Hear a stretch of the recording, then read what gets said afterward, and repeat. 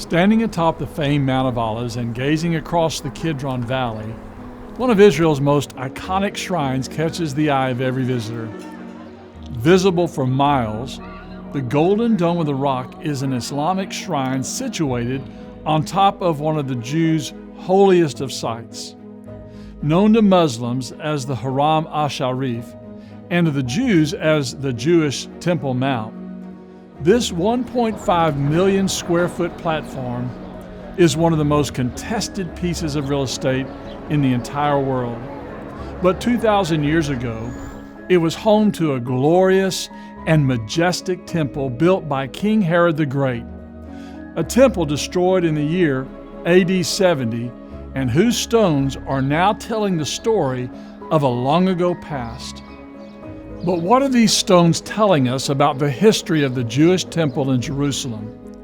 And what role did Jesus of Nazareth have in predicting its destruction? To answer those questions, we've assembled a team to examine and explore the mysteries of the temple.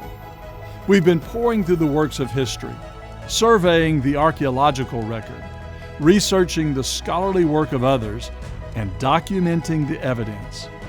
Our quest brought us to Jerusalem, and we are walking among the ruins of the Jewish temple which once graced the ancient hill of Zion. We are retracing the steps of Jesus, Solomon, and the priest of Israel. We've recreated the temple, and we are telling again the story of Israel's sacred house of worship. Follow along with us as we investigate the mysteries of the temple, both then and now.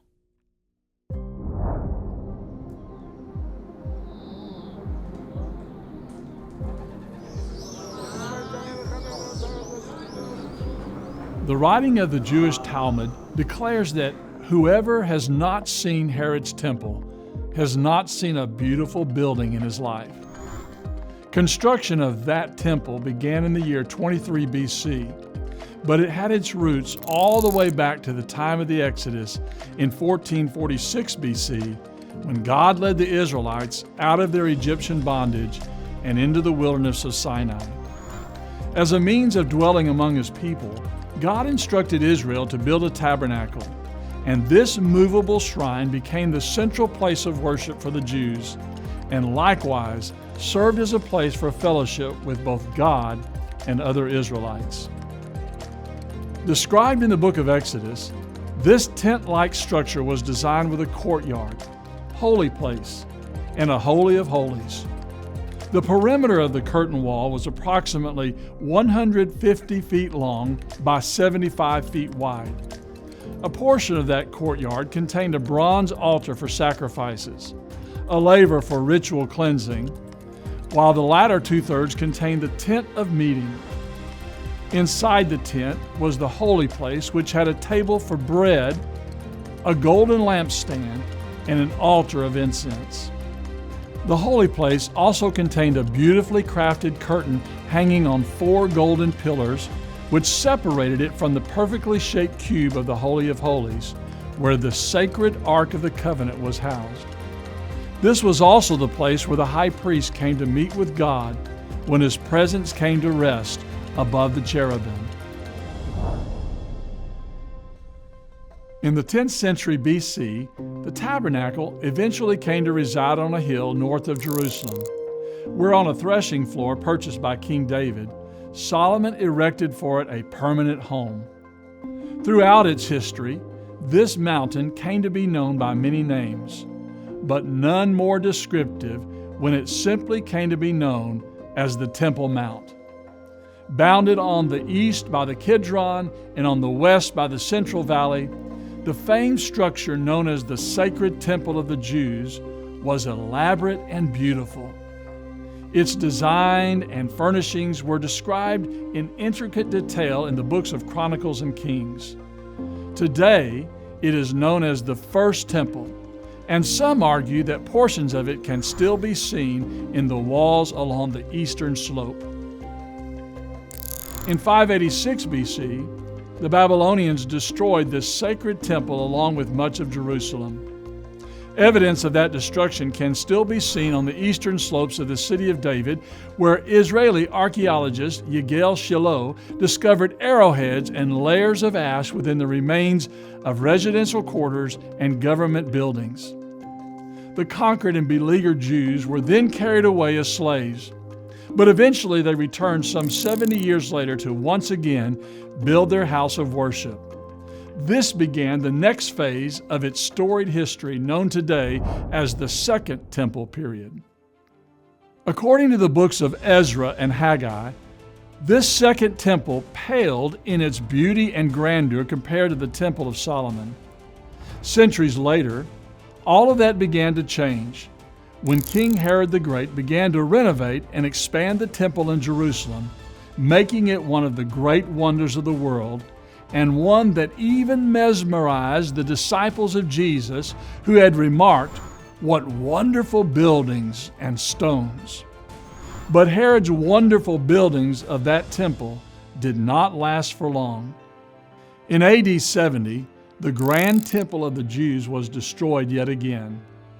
On this occasion, the Roman general Titus laid siege to the city and robbed the temple of its lavish furnishings. The looting and victory march back to Rome and up to Capitoline Hill were memorialized in the well-known Arch of Titus. Carved on one of its interior walls is a depiction of Roman figures carrying in triumphal procession the menorah and table of showbread. But the Roman soldiers and slaves had not only stripped the temple of its sacred items, they also dismantled it as well and pushed many of the stones over the side of its foundational walls to the streets below. In a fascinating foretelling of the future, Jesus of Nazareth had actually predicted this destruction and declared that not one stone would be left standing upon another. That prophecy was fulfilled. And as a result of the Roman siege and destruction that followed, the buildings on the Temple Mount were completely dismantled. In the late 1960s and the early 70s, when archaeologists like Dan Bahat and Benjamin Mazar excavated this area on the southwestern corner of the Temple Mount, what they found were huge Herodian stones that had been pushed off by the Romans into the Central Valley. Those stones came from the top of the Kotel and were part of the Temple Mount complex. In the midst of all of this destruction, there were numerous artifacts that were found, one of which was a cornice that came from the royal stoa on top of the southwestern corner. The inscription reads, "The place of trumpeting." The royal stoa and those beautifully adorned buildings of the temple no longer exist. The stately colonnaded porches have disappeared, and the temple buildings, which had once captivated the disciples of Jesus, are completely in ruin. The prophecy of Jesus had come true. Today, the Islamic Dome of the Rock, constructed in 685 AD, has taken the place of the temple's inner sanctuary, and the Al-Aqsa Mosque sits where the royal stoa had proudly bejeweled the Jerusalem skyline. Trying to piece together what the temple looked like for modern-day visitors, it's really difficult because as you look out over these facilities and mosques that are here in the Western Wall, man, it's hard to sort of imagine where it was. But thanks to archaeology, thanks to the writings of ancient history, we now know where the entryways were and where the various biblical events described, especially in the New Testament, all took place. The Bible, the Mishnah, the works of Josephus, along with the discoveries of archaeology, can aid us in recreating a virtual temple from the time of Jesus. All of this information is giving then the modern explorer the ability to marvel at its stones and its buildings, just as the disciples of Jesus did some 2,000 years ago. Because of the connections being made between faith and the facts of science, we now have a better understanding of the overall history of this place and the prophecies made by Jesus.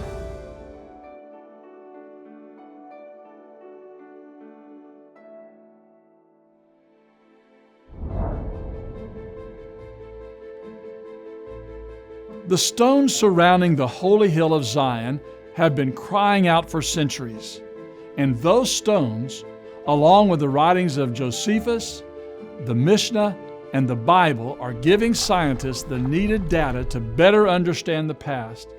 And the story those stones are telling about King Herod the Great and the temple are enthralling.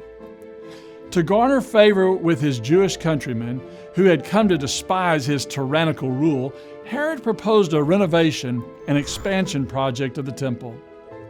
The first objective was to enlarge the platform on which the previous temple had stood.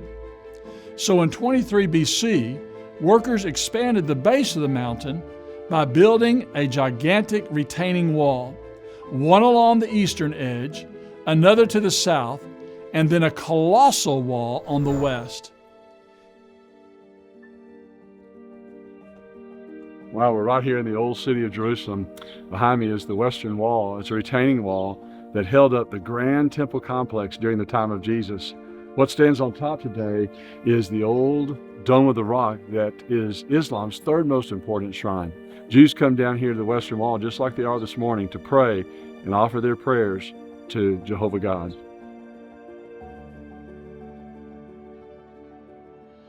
In some places, the Western Wall is an estimated 15 feet thick, with one of its largest stones weighing approximately 600 tons, far more than any stone found in the pyramids at Giza. From the Western Wall Plaza today, 28 rock-hewn courses can be seen, but another 17 rows exist beneath. In the first century, the first course would have been visible to the open air, and visitors could have walked along its gargantuan wall, gazing up at a 196-foot tall structure, where at the top stood the ground floor of the temple sanctuary. The existing platform and its retaining walls give us an indication as to the size and enormity of this sacred place. Some 26 NFL-sized football fields could be placed on its surface, and by comparison, would have covered more than 4 times the area found on the Acropolis in Athens. The stones used in the construction of the temple were crafted with a unique large framed edge and a flat boss that came to be known as Herodian stone. After the Roman destruction of AD 70, many of the stones from the dismantled temple on top were hewn down to a more manageable size and reused to create newer walls and extend the height of the old ones. Stones from later periods are positioned on top of the walls from previous eras and are usually smaller and shaped differently from those of the earlier Herodian and Hasmonean periods. Major sections of the walls today, especially along the southern end and east along the Kidron Valley, were built during the 16th century under the rule of an Ottoman ruler named Suleiman the Great. Here on the eastern side of the old city, the Golden Gate is the oldest gate of the Jerusalem city walls. Situated just across from the Mount of Olives and the Kidron Valley, this gate is associated with numerous biblical passages. Entering and exiting the temple through the large retaining walls occurred from one of several locations. Below today's eastern gate, built sometime during the later Byzantine or Arabic periods, are the alleged remains of a Hasmonean gate. Some have suggested that this gate is the one that Jesus entered on Palm Sunday in fulfillment of the messianic prophecy found in the book of Zechariah. The Mishnah calls this the Shushan Gate, where the red heifer was presented for sacrifice and where the scapegoat exited during the Day of Atonement. In the north, several important landmarks existed, such as the northeast defensive tower and the adjacent Pool of Israel, which served as a defensive moat and a water reservoir for the temple. The northern wall also contained an entrance known as the Sheep's Gate, and on the northwestern corner stood the fortress Antonia, which Herod named after Mark Antony, a Roman general and ally of Julius Caesar. Along the western side, There were 4 entrances, each identified today by the names of modern explorers who discovered them.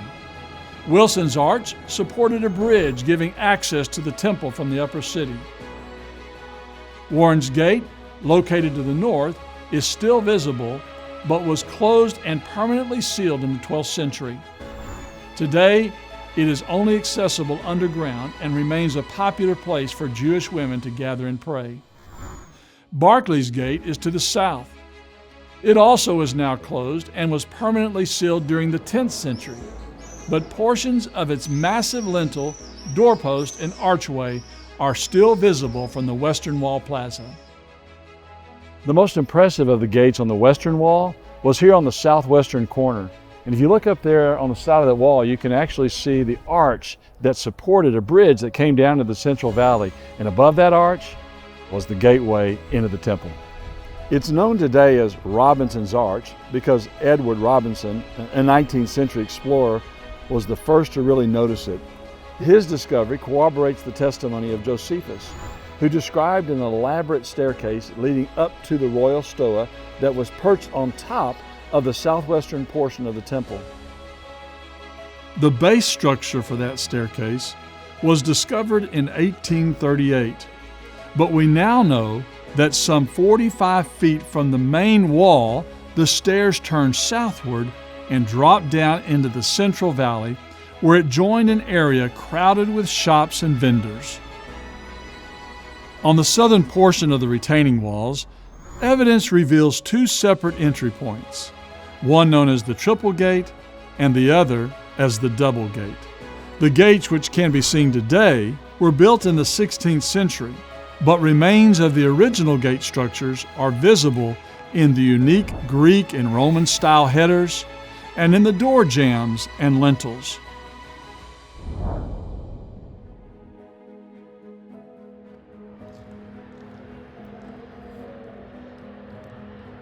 The stairs leading up to the gates on the south are sometimes called the southern steps and were surrounded by numerous mikvaot used for ritual immersion.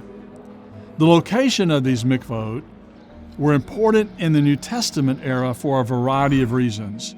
First, this was the place where many of the lower city residents would have entered the temple and where, most likely, Jesus himself walked when he graced the temple with his presence.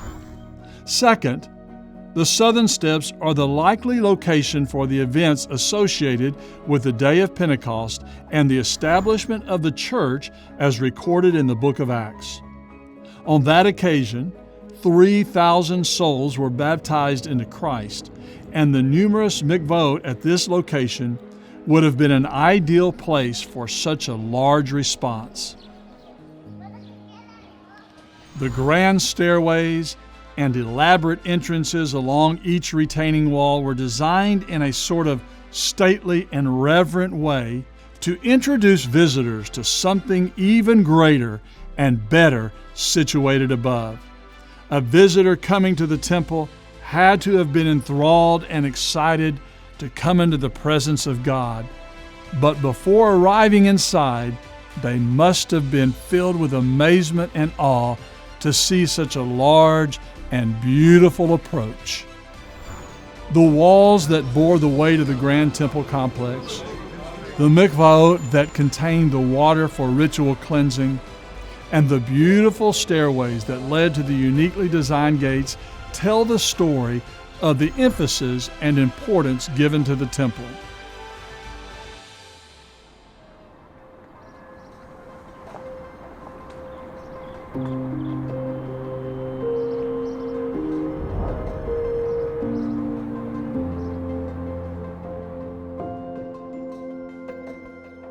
At the time of Christ, if you had been a Jew on a religious pilgrimage to Jerusalem, you might have begun your ascent to God's holy hill at the Pool of Siloam near the southern end of the city of David.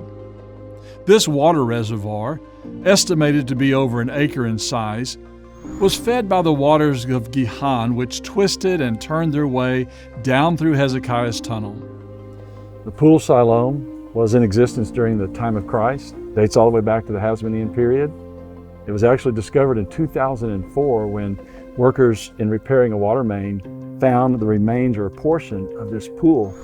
Archaeologists determined that the reservoir had most likely been used as a major water source for the citizens of Jerusalem, but others suggest that it was a large purification mikveh and used for important religious celebrations. If you'd lived here during the first century and come down to the Pool of Siloam, you might have seen families and great reunion, celebrations. If you'd been here during the Feast of the Tabernacle, you might have seen the priest coming down from the temple with their golden vessels, collecting water and then taking it back up to the temple and pouring it out on the altar as sort of a drink offering. You might have also seen tears of a man in utter joy who wiped the mud off of his eyes, who had been placed there by Jesus, being able to see for the first time, right here at the Pool of Siloam. Whatever its main purpose, the Pool of Siloam would have been a historic and majestic location to begin your pilgrimage to the temple.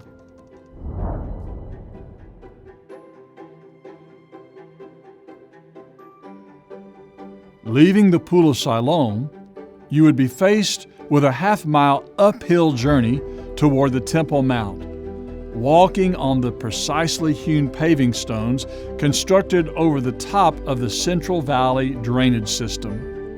Walking up this highly engineered thoroughfare would have taken you past numerous houses and shops, where you would have sold a clay jar, some food, or perhaps a trinket to have money for the temple tax, or to purchase an animal for an offering.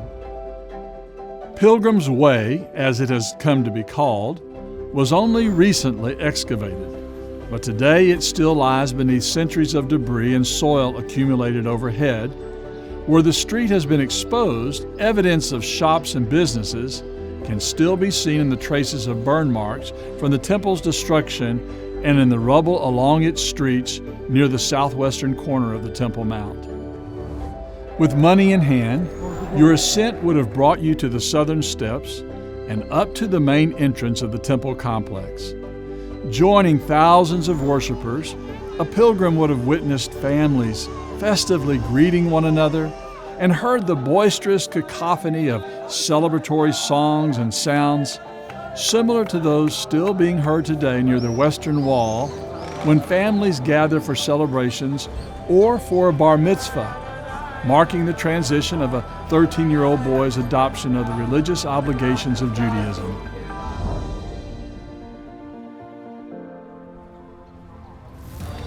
Before ascending the southern steps, it was customary to ritualistically cleanse yourself in one of the many mikvaot located in the area, over 50 of which have been discovered near the Temple Mount. Water for these mikvaot, along with the enormous amount needed for the daily cleansing and washing required inside the temple, came from area water sources and was siphoned through numerous aqueducts and into underground cisterns. Some 49 of these water reservoirs were discovered and surveyed by Edward Robinson during the 19th century, and they reveal that there was ample water available to fill the many mikvaot and for the priests to perform their numerous duties at the temple. Having been properly purified in a mikveh, you would then reverently ascend the steps to the double gate. The entrance for most pilgrims seemed to have been right up through this section, up into the double gate, up what we call the southern steps, which we're really only seeing about half the width of them that existed during the time of Christ. Reaching the final step, your quest led you to the double gate and onto an elevated street at the likely location of the gate called Beautiful. Somewhere on the southern steps, or along this elevated street, the paralyzed man of Acts chapter 3 may have lain, asking you for money or for food. This double gate entrance was simple in its appearance, but its underground passage was exquisite. The ceilings were crafted with shallow spherical domes and carved and painted with various geometric designs and floral patterns. It was a truly beautiful gate, remnants of which still exist today beneath the Al-Aqsa Mosque.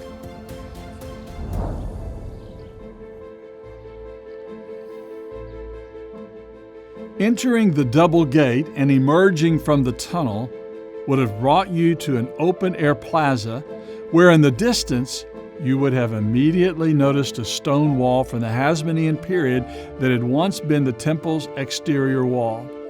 And in the distance, the upper portion of the marble-covered sanctuary, which Josephus said looked like a mountain covered with snow and a fiery splendor at the rising of the sun. To your left and right, lining the perimeter, were the beautifully adorned colonnaded porticos and the likely place for Peter's sermon at Solomon's porch recorded in Acts chapter 3. The porches provided relief from the sun and protection from the rain. The crevices and supporting beams of these porches might also have been home to the birds and swallows, just as the birds still find their home in portions of the western wall today.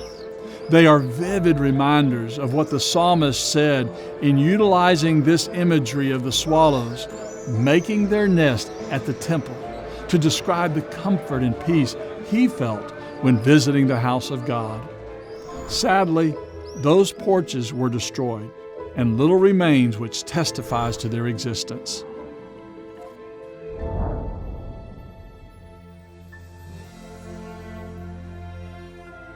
On the southern end of the temple stood the magnificent royal stoa, which Josephus says was a structure more noteworthy than any under the sun. It was designed for commerce and special activities, and likely the usual place for money changers and temple vendors to erect their tables and shops. This possible business district of the temple was designed with a pervasive Greek and Roman-style architecture, similar to the reconstructed stoa found in Athens, built originally during the 2nd century BC. The stoa in Jerusalem was built with 27 feet high columns crowned with Corinthian-style capitals, columns so large that Josephus wrote that if 3 men with outstretched arms gathered around a single column, they would have barely been able to touch fingers. Before moving toward the temple's inner courts, a curious interest would have taken you to the stoa's southeast corner to experience one of the highest points in the complex and what many consider to be its pinnacle. The pinnacle was the location where Satan took Jesus to be tested during one of his temptations, and from this incredible height, you could have seen Bethlehem to the south, the mountains of Moab to the east, and the beautiful mountains of Olives just across the valley. Before exiting the stoa, imagine yourself purchasing a sacrificial animal or dove, hearing the sounds of bleating lambs, coins clinking among the money changers, and sellers loudly hawking their wares. Cradling your sacrificial offering to your chest, you would have proceeded north toward the temple courts and into an area cordoned for Gentiles. Access to this court was available through several different gates or formal entrances, but you may have chosen to enter into what was considered to be the Huldah gates, so named in honor of the prophetess and heroine of the Old Testament who was respected and honored by King Josiah. Passing through the Huldah gates brought you to the court of the Gentiles. To prevent non-Jews from proceeding further, a stone barrier known as the soreg or balustrade was erected and most likely stood where the wall surrounding the Dome of the Rock exists today. The wall during the time of Jesus contained numerous inscriptions which read, "No man of another nation to enter in the fence and enclosure around the temple, and whoever is caught will have himself to blame that his death ensues."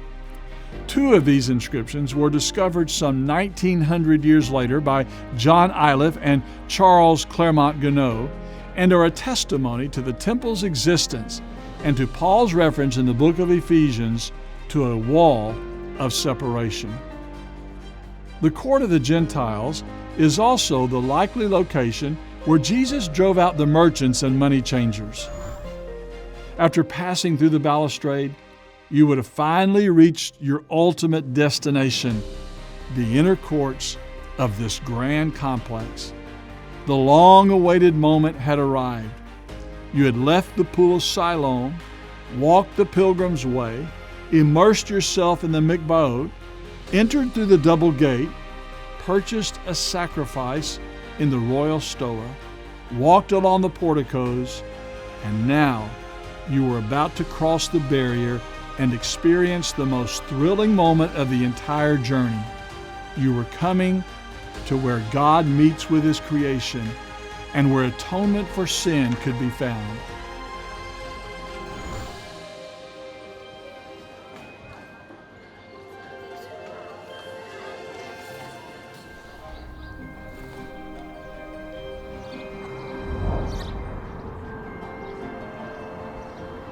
Having experienced only the material world, human beings are usually very fearful when they come into the presence of God. You read in the New Testament of people like Zacharias or Mary or Isaiah. They expressed their fear when they encountered a celestial being or came into God's presence. Think about Isaiah when he encountered God. Holy, holy, holy. He said, I'm a man undone, a man of unclean lips. So how do people come into the presence of a holy God?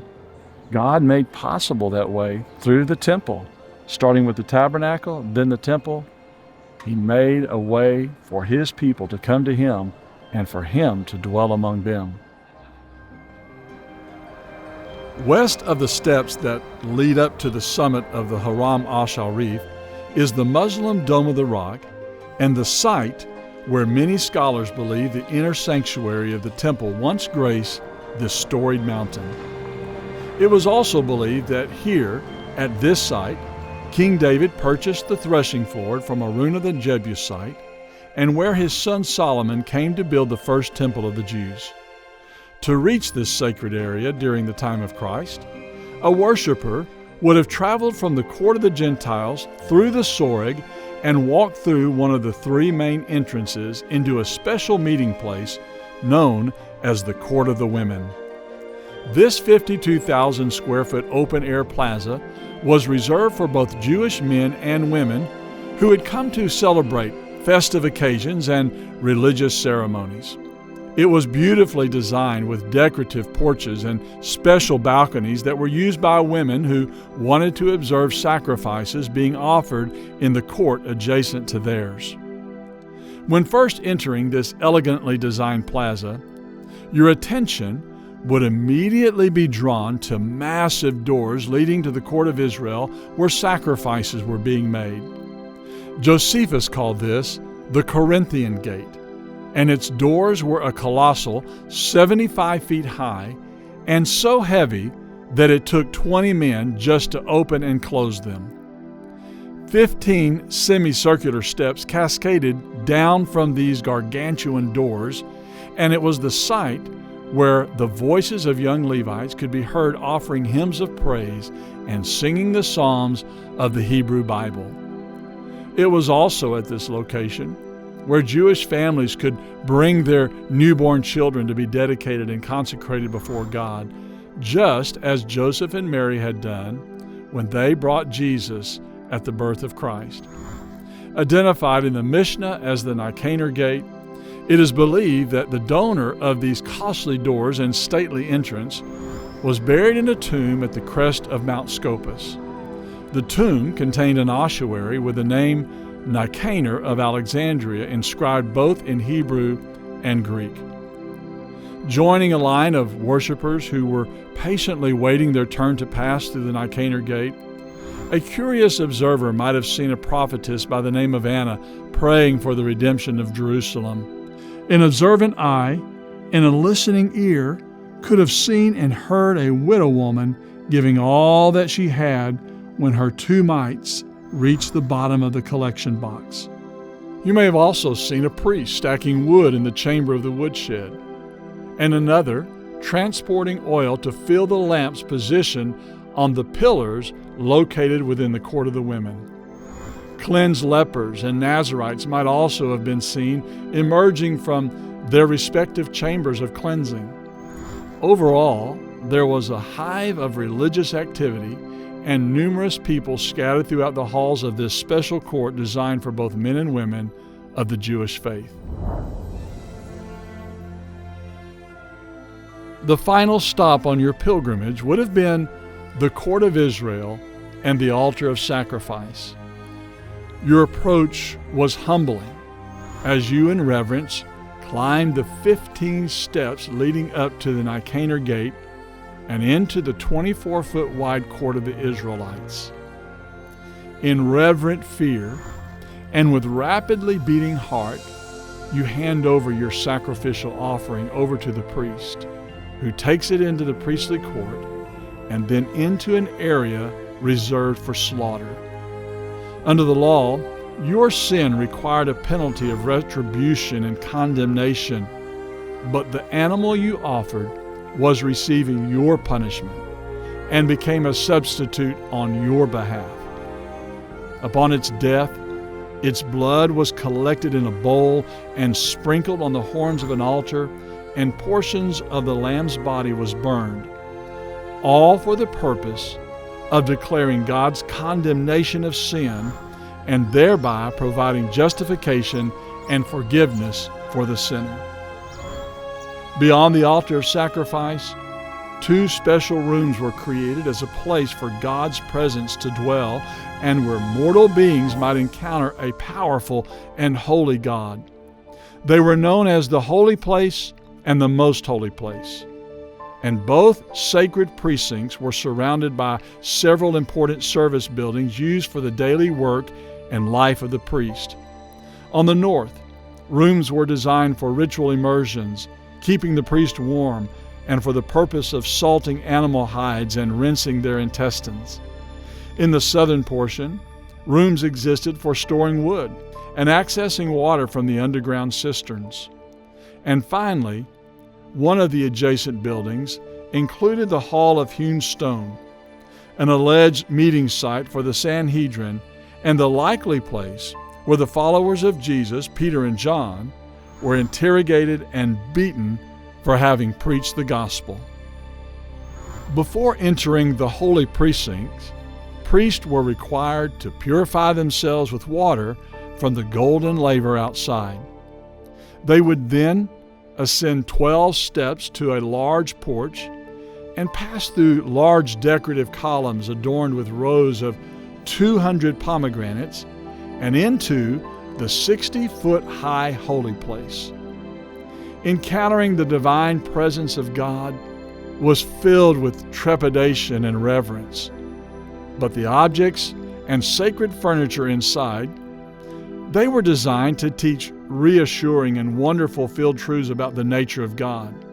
To the right were 12 loaves of bread on a golden table symbolizing God's everlasting covenant. The loaves were replaced every week and served to remind the 12 tribes of Israel of God's constant provision in satisfying their needs. To the left was the 7-lamped golden menorah, providing light for the priest, but also representing God's glory, His truth, and the light He had brought into a fallen world. And straight ahead was the altar of incense, whose smoke created a barrier between the glory of God and the sinfulness of man, and also symbolized the prayers of God's people wafting their way up to His glorious throne. In the beginning of creation, the Spirit of God once dwelt with mankind in a beautiful place called Eden. But the Bible tells us that sin entered the world and Adam and Eve were driven eastward out of the garden. Inside this fallen world, God created another place for man to encounter His presence, first at the tabernacle and then later at the temple. Just as Adam and Eve had been driven eastward out of the garden, sinful Israel was being allowed to return to God's presence on the east side of his new and earthly dwelling. And this new dwelling in Jerusalem was reminiscent of the first Eden of creation. God's holy place at the temple was ornately designed and resembled a garden-like setting. It was lavishly adorned with floral motifs, palm trees, open flowers, and the highly significant and symbolic pomegranate. It was also adorned with gold, which reflected a palace-like structure and throne of royalty and honor. In the temple, God revealed His love and sacred yearning to be reconciled to His creation. And the garden-like setting of the temple served to remind Israel that what had been lost at the creation could be regained in the temple. Fellowship with God was once again restored. God's sacred dwelling also contained the Ark of the Covenant that was made with acacia wood and overlaid with pure gold. It contained the 10 Commandments written on stone from Mount Sinai, the rod of Aaron, and a bowl of manna, all relics of Israel's past, which conveyed God's justice, His authority, and His provision. The most important feature of the ark was its lid. It was called the mercy seat, and once a year, on the Day of Atonement, the blood of a sacrificial animal was sprinkled on the wings of the seraphim covering the lid, while another animal, known as the scapegoat, was taken from the Shushan gate and led into the wilderness. The blood sprinkled on the altar and mercy seat, it symbolized an acquittal from the condemnation and judgment of the 10 Commandments. And the scapegoat, it signified sins being carried far away from the nation. During the Second Temple period, several sources indicate that the Ark of the Covenant was no longer present within the holy place. And according to the Mishnah, only a rectangular depression in the bedrock remained where the ark once stood, and where the blood now of a sacrifice would be offered. Worship and priestly duties nevertheless continued to be performed by priests of the New Testament era, individuals like Zacharias and Simeon, who would continue in their faithful service to God while waiting for the commencement of the new covenant and the Messianic age promised in the Jewish Scriptures. Jesus of Nazareth, born in the city of Bethlehem, would only a few decades later come to Jerusalem to fulfill those promises and to lay down His life as a sacrificial lamb, and to likewise act as the scapegoat to carry away sins. His sacrifice would once and for all atone for the sins of the world and restore fellowship between sinful humanity and the Father of all creation. As the perfect Lamb of God, His sacrifice would do what the blood of animals could never do. Taking upon Himself the sins of the entire world, Jesus satisfied the wrath of God and made possible the salvation of sinners today. As was foretold by Jesus, by the latter half of the first century, the entire temple complex that had meant so much to so many Jews had fallen into ruin and was destroyed by the Roman Empire. After its destruction in AD 70, the means of approaching God and finding atonement for sin at the temple was no longer available. But a new and better temple with a new and better priesthood would soon be established. That third temple is now the most sacred place on earth.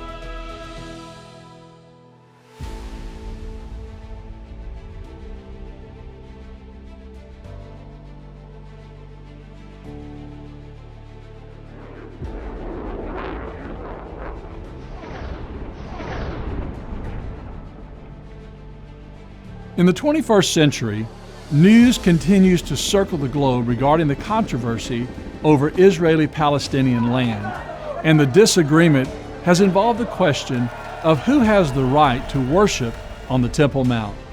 Most Muslims consider the whole of Jerusalem to be consecrated as Islamic territory.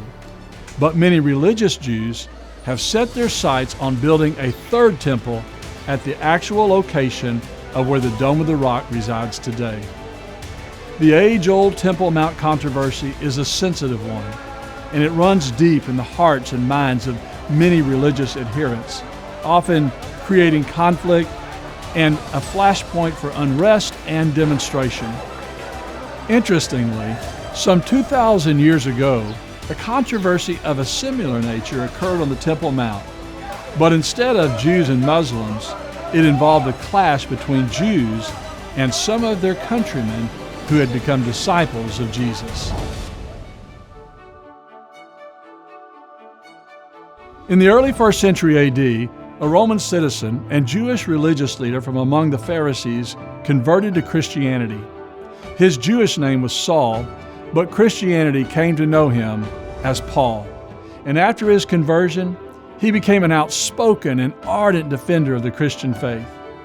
The book of Acts tells us of his work among both Jews and Gentiles in establishing churches in Asia and Europe, but it also reveals the persecution he experienced and the controversy which often surrounded his ministry. One such issue involved the temple in Jerusalem, but the background to that controversy began earlier along the coast of the Aegean Sea. In Acts chapter 18, verse 18, we read about the Apostle Paul coming here to Cenchrea, where he had completed his vow by shaving his hair. We also read of a similar event in Acts chapter 21, where Paul had taken 4 men with him into the inner sanctuary of the temple, where they had shaved their head and then presumably had to burn their hair upon the altar. That particular event caused a huge controversy. Upon his arrival, Paul had taken with him Gentile converts to the temple, but apparently he alone proceeded to the inner courts. Considered to be a traitor because of his conversion to Christianity, some of Paul's Jewish countrymen accused him of bringing Gentile Christians beyond the wall of separation and into the inner sanctuary. A riot ensued, and an angry mob began beating Paul, but he was eventually rescued by Roman soldiers and taken to the adjacent Antonia fortress. Before entering inside, from the steps, Paul was permitted to speak to this angry crowd, where he gave a defense of the Christian faith. To the mob that had gathered below, Paul recounted how he had met the risen Lord on his way to Damascus, and then he described how he himself obeyed the command to wash away his sins by being baptized in the name of Christ. As Paul spoke about his conversion, he may very well have been thinking about the thousands of souls in Jerusalem who also had been baptized in the name of Christ nearly 30 years earlier, many of them in the mikvaot located along the southern steps of the Temple Mount, not far from where Paul had been arrested.